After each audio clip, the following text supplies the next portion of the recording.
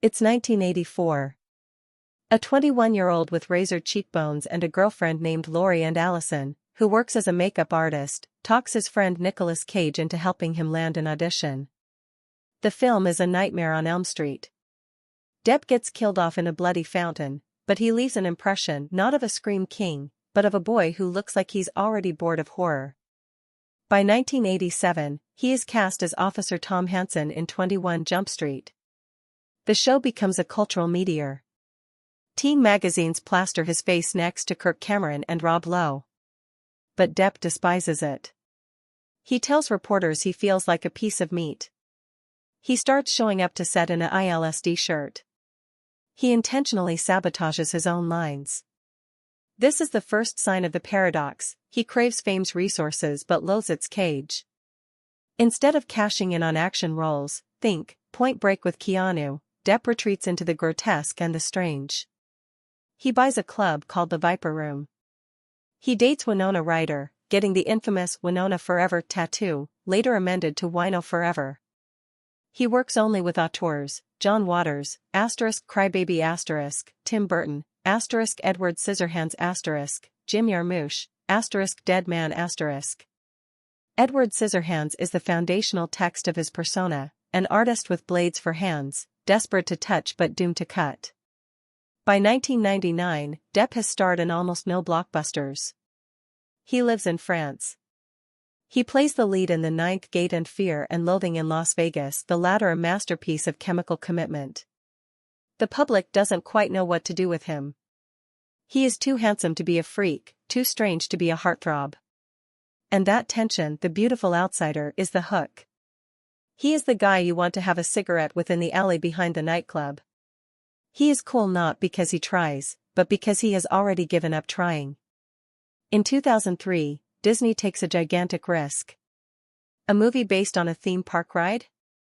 With a lead actor who insists on playing the character as a drunken, eyeliner-smeared, sashaying 18th-century rock star? Depp goes further. He bases Jack Sparrow on Keith Richards and the cartoon skunk Pepe Le Pew. Disney executives famously ask, is he gay? Is he drunk? Is he mentally ill? Depp replies, didn't you know all my characters are gay? The Curse of the Black Pearl * earns $654 million worldwide. Depp is nominated for an Oscar. More importantly, he becomes the first actor since Harrison Ford to sell tickets based purely on personality. He isn't playing heroes, he's playing characters. And audiences can't get enough. What follows is a 10-year winning streak unmatched in modern Hollywood. 2004, Finding Neverland, Oscar nomination. 2005, Charlie and the Chocolate Factory, $475 million. 2006, Pirates of the Caribbean, Dead Man's Chest, $1.06 billion, his first billion-dollar film. 2007, Sweeney Todd, Golden Globe win. 2010, Alice in Wonderland, $1.02 billion. 2011, Pirates of the Caribbean, On Stranger Tides, $1.04 billion. Success breeds excess. Depp buys an island in the Bahamas, Little Halls Pond Cay. He spends $75 million on a 150-foot yacht. He collects rare art, Hollywood memorabilia, including Marlon Brando's drum, and a private French chateau with 37 rooms. He hires a security team, a private chef, and, later, a personal medical team to help him detox. He reportedly spends $30,000 a month on wine alone. By 2011, Johnny Depp is no longer just an actor. He is a concept. The eccentric genius. The last rock star. The man who wears hats indoors. Every interview is a performance. He drawls, he laughs at his own jokes, he looks bored and brilliant simultaneously. The public loves him not despite his weirdness but because of it. He is proof that weirdos can win.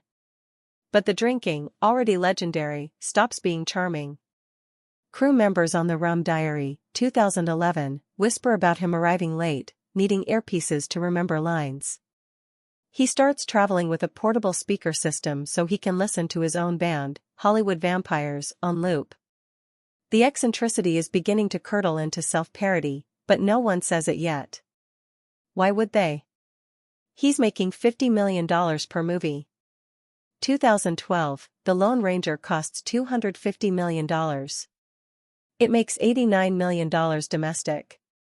Disney takes a $190 million write-down. Depp, playing Tonto in full face paint, is blamed. He shrugs it off in interviews, it was a failure of the studio system. But privately, the insurance companies start asking questions. The flop era *, what follows is a catastrophic run of bombs. Dark Shadows, 2012 $79 million global on a $150 million budget. Mordecai, 2015 $47 million global on a $60 million budget. Critics call it career suicide. Alice Through the Looking Glass, 2016 $299 million global on a $170 million budget, a sequel no one wanted. Pirates 5, Dead Men Tell No Tales, 2017 still a hit, $795 million, but audiences are tired. Depp looks drunk in press tours. The magic is gone. Depp marries actress Amber Heard in 2015. They met on the Rum Diary. She is 22 years younger. The marriage lasts 15 months. Heard files for divorce in May 2016, obtaining a temporary restraining order and alleging domestic abuse. Depp denies it. The settlement, $7 million, which Heard pledges to donate, though later testimony reveals she never did. The public largely sides with Depp. She's the gold digger, he's the victim. But the first stone has been thrown. The British tabloid The Sun calls Depp a wife-beater. Depp sues for libel. In a London courtroom, the mask slips. Evidence is presented, text messages where Depp writes about drowning and burning Heard. Audio recordings of Depp screaming, slamming cabinets. A judge rules against Depp, calling the abuse substantially true. Depp is ordered to pay £500,000. Hollywood goes silent. Disney drops him from Pirates 6. Warner Brothers asks him to resign from Fantastic Beasts 3. He is replaced by Mads Mikkelsen. His agent drops him. His business manager sues him for $25 million, alleging he spent $8 million on a private jet habit and $3 million on firing a friend's ashes from a cannon. The media narrative flips, Johnny Depp is not a genius. He is a drunk, a spendthrift, and possibly an abuser. This is the twist's climax. Depp sues Heard for $50 million for defamation over a 2018 op-ed, "I became a public figure representing domestic abuse." Heard countersues for $100 million. For 6 weeks, the world watches a live-streamed mutual destruction. We see Depp's text messages, "Let's drown her before we burn her." Heard's audio, "Tell the world, Johnny, tell them I, Johnny Depp, a man, am a victim of domestic violence." A photo of Depp with a wine-stained finger after an alleged severing injury. The infamous bed-stain testimony where Depp claims a dog defecated on the marital bed, Heard claims it was a deliberate act of cruelty. Fans camp outside the courthouse. TikTok turns Depp into a martyr. Heard into Medusa. Depp wins on all 3 defamation counts. He is awarded $10.35 million in damages, later reduced by judge. Heard wins 1 counterclaim, awarded $2 million. Depp releases a statement, "6 years ago, my life changed forever. The jury gave me my life back." But did they? Depp won the trial, but he lost the industry. No major studio calls. No scripts arrive. He is legally vindicated but professionally dead. The images from the trial, his doodles, his slurred testimony, his admission of throwing bottles cannot be unseen. The public may love him again, but the people who write the checks do not trust him. In 2023, Depp sells his French chateau for $55 million, a fraction of its value. He reportedly owes $40 million in back taxes and legal fees. He moves into a private apartment in London, far from the Hollywood parties. His Instagram, once a source of whimsical guitar videos, goes silent for months. Depp now tours with Jeff Beck, and after Beck's death in 2023, with his own band, Hollywood Vampires. He plays mid-sized arenas in Eastern Europe and South America. On stage, he looks skeletal.